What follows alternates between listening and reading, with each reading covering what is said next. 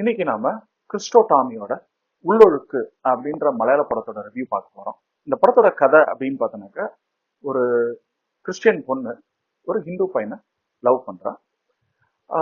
இவங்களோட காதல் பொண்ணோட வீட்டுக்கு தெரிய வருது. உடனே அந்த பொண்ணுக்கு அவசர அவசரமா ஒரு கிறிஸ்டியன் பையனை பார்த்து கல்யாணம் பண்ணிக்கிறாங்க.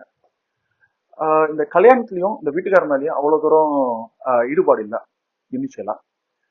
ஆனா நாள்பட அந்த ஹஸ்பண்ட் மேல ஒரு அன்பு ஏற்படுது. இப்படி ஒரு சூழ்நிலையில அந்த ஹஸ்பண்டுக்கு உடம்பு சரியில்லாம போகுது. ஆஸ்பத்திரிக்கு போறாங்க. இந்த பொண்ணு நல்லா கவனிச்சுக்கிறா. இருந்தாலும் அவனோட சுச்சுவேஷன் நாள்பட கொஞ்சம் ஒர்ஸ்ட் ஆயிட்டே போகுது. இப்படியே ரொம்ப வருஷமா போன உடனே அந்த பொண்ணுக்கு ஒரு ஒரு விரக்தி ஏற்படுது. அந்த விரக்தியோட உச்சியில இருக்கிறப்போ பழைய காதலன் ஃபோன் பண்றா அந்த பொண்ணுக்கு. இந்த பொண்ணு கண்டினியூ பண்றா. இந்த ரிலேஷன் அப்படியே கண்டினியூ ஆகுது. இந்த ரிலேஷன் இப்படி கண்டினியூ ஆகுறதுனால அந்த பொண்ணை சுத்தி இருக்கிற அவங்க அப்பா அம்மா, மதர் இன் லா, அப்புறம் இந்த ஹஸ்பண்ட், இவங்க எல்லாம் எப்படி இம்பாக்ட் ஆகுறாங்க அப்படின்றதான் ஸ்டோரி.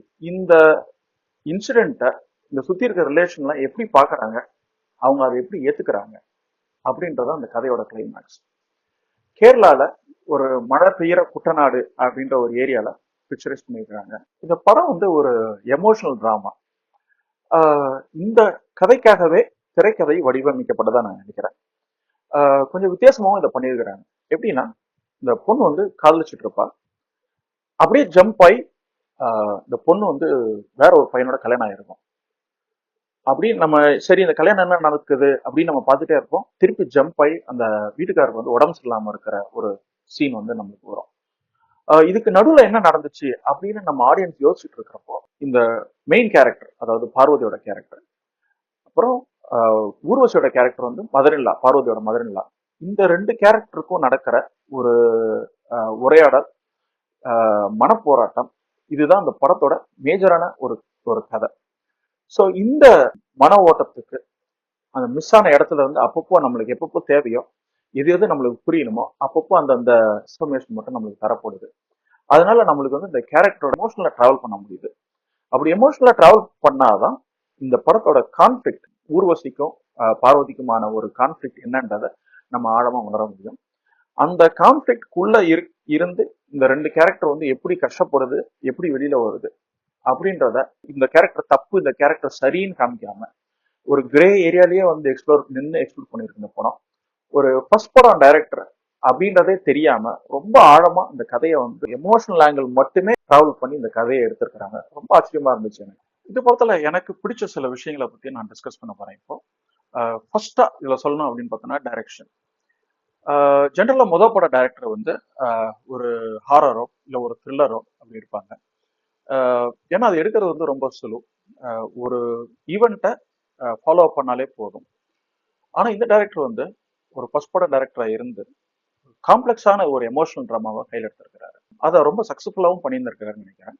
பல காட்சி அமைப்புகளும், அப்புறம் ஸ்கிரீன் பிளே, அப்புறம் ஒரு சில இடங்கள்ல அந்த கேரக்டரை நம்மளுக்கு எப்படி எக்ஸ்போஸ் பண்றாரு, அவங்களுக்கு உள்ள நடக்கிற எமோஷனை நம்மளுக்கு எப்படி கடத்துறாரு அப்படின்ற விஷயங்கள்லாம் எனக்கு ரொம்ப பிடிச்சிருந்தது. ரெண்டு விஷயத்த நான் டிஸ்கஸ் பண்ணணும்னு நினைக்கிறேன். ஒன்று பார்வதி கேரக்டருக்கு இருக்கிற ஒரு பயம், அந்த பயத்தை நம்மளுக்கு எப்படி கடத்துறாருன்றதை பார்ப்போம். ஒரு ஒரு பயத்தை நம்ம கடத்தணும்னாக்க ஒரு பயங்கரமான ஒரு கோரமான ஒரு காட்சி காமிக்கலாம். அதன் மூலியமா ஒரு பயத்தை கடத்தலாம். ஒரு கோரமான இம்பாக்டை கிரியேட் பண்ணணும். ஆனா விஷுவலா ரொம்ப அவ்வளவு தூரம் கோரமா இல்லாம காமிக்கிற ஒரு ஒரு திறமை அந்த சீன்ல வந்திருக்குன்னு நினைக்கிறேன். ஏன்னா அது ஒரு ட்ரீம் சீக்வன்ஸ். அதுல பார்வதியோட ஹஸ்பண்ட் கட்டி பிடிக்கிற மாதிரி இருக்கும். ஆனா அந்த சீன் ரொம்ப ஸ்லோவா நம்மளுக்குள்ள உள்ள இறங்குற மாதிரி இருக்கும். அந்த சீக்வன்ஸோட எண்ட்ல ஓ இப்படி நடக்கூடாது அப்படின்னு நம்மளை நினைக்க வைக்கிற மாதிரி இருக்கும். அது ஒரு பயங்கரமான ஒரு பிரில்லியன்ட் மூமெண்ட். அதே மாதிரி அந்த படத்தோட கிளைமேக்ஸ்ல பார்வதி, அவங்களோட மாமியார், அப்புறம் அவங்களோட அப்பா அம்மா, இவங்க எல்லாரும் அவங்க ஏதோ பண்ண ஒரு செயலை நினைச்சு வருத்தப்படுற மாதிரி ஒரு சீக்வன்ஸா வரும். அப்புறம் ஃபைனல்ல எல்லாருமே மழையை வெறிச்சு பார்க்குற மாதிரியான ஒரு சீனோட முடியும். முடிச்சதுக்கு அப்புறம் நம்மளுக்கு ஒரு ஒரு அந்த சீன் ரொம்ப ஸ்லோவா தான் நகரும். ஆனா நம்மளுக்கு ஆடியன்ஸா நம்ம அந்த அங்க என்ன நடக்குதுன்றத டைஜஸ்ட் பண்ணவும், திங்க் பண்றதுக்கும் ஒரு ஸ்பேஸ் சின்னதா கொடுத்துருப்பாரு டைரக்டர். அதுவும் ஒரு ஒரு பிரில்லியண்டான மூமெண்ட் அப்படின்னு நினைக்கிறேன் நான்.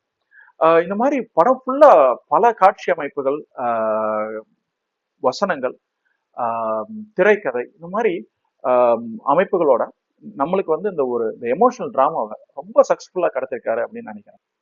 இந்த படத்துல வந்து பார்வதி அண்ட் ஊர்வசி 2 பேருமே போட்டி போட்டு நடிச்சிருக்காங்க அப்படின்னு நான் சொல்லுவேன் நானு.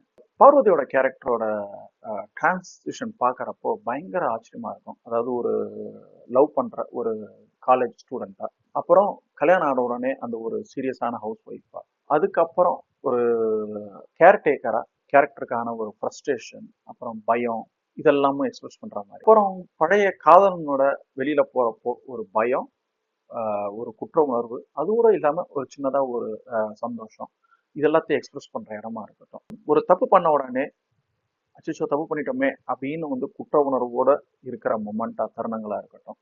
ஓகே, என்னதான் இருந்தாலும் நம்ம பார்க்கணும், அடுத்து என்னன்றதை பார்க்கணும் அப்படின்னு ஒரு தைரியமா அதை ஃபேஸ் பண்ற ஒரு ஒரு தைரியமா இருக்கட்டும். படம் ஃபுல்லா ரேஞ்ச் ஆஃப் எக்ஸ்பிரஷன்ஸ், பார்வதியோட பெஸ்ட் பர்ஃபார்மன்ஸ் அப்படின்னு சொல்லுவேன். அதே மாதிரி ஊர்வசியோட கேரக்டர் அப்படின்னு பார்த்தோம்னாக்கா பயங்கர அன்பான ஒரு மாமியாரா, பையனுக்கு உடம்பு சரியில்லாம போனோடனே அச்சோ என்னோட பையனை விட்டு போயிடுவானே அப்படின்ற ஒரு பயமா இருக்கட்டும், பதட்டமா இருக்கட்டும், அப்புறம் கடவுள்கிட்ட பிரார்த்தனை செய்யறப்போ உருகி பிரார்த்தனை செய்யற மொமெண்டா இருக்கட்டும், அந்த பையன் வந்து அவனோட ஊருசியோட பையன் இறந்து போறான் அப்படின்ற ஒரு நிலைமை வர்றப்போ அத பாரத்தை வந்து எக்ஸ்பிரஸ் பண்ற விதமா இருக்கட்டும். சரி, அட்லீஸ்ட் எனக்கு ஒரு பேர பையனாச்சும் இருக்கிறான் அப்படின்னு நினைச்சிட்டு இருக்கப்போ அது வந்து இல்லைன்னு ஆன உடனே ஏமாற்றம், அப்புறம் ஒரு கோபம், அந்த கோபத்தினால வர்ற பயங்கர கசப்பான வார்த்தைகள், அப்புறம் ஐயோ நம்ம தடுமாறி போறோமோ அப்படின்றத, அந்த நிலை குலைஞ்சு போறோமோன்றத புரிஞ்சதுக்கு அப்புறம் திருப்பி வந்து நார்மல் சுச்சுவேஷனுக்கு வர்றது, அப்புறம் பார்வதி வந்து மன்னிக்கிறது, அந்த மாதிரி குருசோட கேரக்டரும் படம் ஃபுல்லா பயங்கர ரேஞ்ச் ஆஃப் எக்ஸ்பிரஷன்ஸ், பயங்கர அருமையான தருணங்கள், ரொம்ப என்ஜாய் பண்ணேன் நான். ஊர்வசி இந்த படத்துல ரொம்ப பிரில்லியண்டா பர்ஃபார்ம் பண்ணியிருக்கிறாங்க. அதே மாதிரி இந்த படத்துல இன்னொரு பெரிய ஸ்ட்ரென்த் அப்படின்னு பார்த்தோன்னாக்கா மியூசிக்கும் சினிமோட்டோகிராஃபியும் கதைக்கு வெளியில எங்கேயுமே துருத்திட்டே நிக்கல. ரொம்ப ரொம்ப பிரில்லியண்டான மூமெண்ட்ஸ் எல்லாம் வர்றப்போ கூட சினிமோட்டோகிராஃபி வந்து அந்த கதைக்கு உள்ளேயே அடக்கமா இருக்கிறது வந்து ரொம்ப பெரிய ஸ்ட்ரென்த் அப்படின்னு நினைக்கிறேன். அதே மாதிரி பேக்ரவுண்ட் மியூசிக்கும் அந்த காட்சியை வந்து மிகைப்படுத்துறதுக்கு மட்டுமே வந்து யூஸ் பண்ணியிருக்காங்க தவிர்த்து எங்கேயுமே துருத்திட்டே நிக்கல. இந்த கதையோட மைனஸ்ன்னு எனக்கு பெருசா எதுவும் இல்லை, ஆனா இருந்தாலும் 2 விஷயத்த நான் வந்து டிஸ்கஸ் பண்ணணும்னு நினைக்கிறேன். ஒண்ணு வந்து அந்த மழை சீன், அந்த வீடு மழை பெய்யுறது, இந்த வீடு மழை பெய்யுறது அப்படின்னு ரொம்ப மொனோட்டனஸா இருக்கிற மாதிரி இருந்துச்சு. வேற விதமா காட்சிப்படுத்திருக்கலாம், மழையை வந்து சொல்றதுக்கு வந்து பல விதங்கள்ல வந்து சொல்லியிருந்திருக்கலாம், பல கோணங்கள்ல காமிச்சிருந்திருக்கலாம். ஏனோ அதே ஷாட் வந்து கண்டினியூஸா வந்தது கொஞ்சம் ரிப்பீட்டேட்டிவா இருந்துச்சு. அதே மாதிரி அந்த பையன் இறந்ததுக்கு அப்புறம் புதைக்கணும் அப்படின்ற ஒரு ஒரு அந்த ஒரு டைம் இருக்கு இல்லையா, அது கொஞ்சம் நீளமாவே இருந்த மாதிரி எனக்கு என்ன தோணுச்சு. எல்லா இடத்துலயும் ரொம்ப சிக்கனமா இருந்த டைரக்டர் அந்த இடத்த கொஞ்சம் ஆழமா இருக்கணும்ன்றதுக்காக ரொம்ப நீளமா ஆக்கிட்டாரோ அப்படின்னு எனக்கு வந்து தோணுச்சு. இந்த 2 விஷயங்களை தள்ளி வச்சுட்டு பார்த்தோம்னாக்க இந்த படம் வந்து ஒரு டெபு டைரக்டரோட பிரில்லியண்டான ப்ராஜெக்ட் அப்படின்னு நான் சொல்லுவேன் நான். சரி அனிபால், இந்த படத்தை பார்க்கலாமா வேணாமா அப்படின்னு கேட்டீங்கன்னாக்க, நீங்க ஒரு கதையை ரசிக்கக்கூடிய ஒரு ரசிகரா இருந்தீங்கன்னாக்க இந்த படத்தை அவசியமா தேட்டர்ல பார்க்கணும்னு சொல்லுவேன். ஏன்னா இந்த படம் வந்து பார்வதி கேரக்டர் பண்ற ஒரு தப்பு, அந்த தப்பை நம்ம ஆடியன்ஸா நம்ம பாக்குறப்போ இந்த கேரக்டர் தப்பு பண்ணிடக்கூடாது அப்படின்னு நினைக்க வச்சு, அப்புறம் காட்சிகள் விரிய விரிய அந்த கேரக்டர் சுத்தி இருக்கிற கேரக்டர் எல்லாம் பண்ண தப்புனாலதான் இந்த கேரக்டர் இப்படி ஒரு தப்பை செய்ய தூண்டிருக்கு அப்படின்ற ஒரு புரிதல் வர்றப்போ அது வந்து ஒரு அருமையான ஒரு எக்ஸ்பீரியன்ஸ் அப்படின்னு நினைக்கிறேன். இந்த எக்ஸ்பீரியன்ஸை தேட்டர்ல அனுபவிச்சீங்கன்னா இன்னும் நல்லா இருக்கும் அப்படின்னு நான் நினைக்கிறேன். நீங்க வந்து ஒரு மசாலா படம் பார்க்குற ஃபேன் அப்படின்னாக்க இந்த படத்தை ஓடிடிலே பார்க்கலாம்னு சொல்லுவேன் நான். இந்த ரிவ்யூ உங்களுக்கு பிடிச்சிருந்ததுன்னா நம்ம சேனலை சப்ஸ்கிரைப் பண்ணுங்க, லைக் பண்ணுங்க, கமெண்ட் பண்ணுங்க.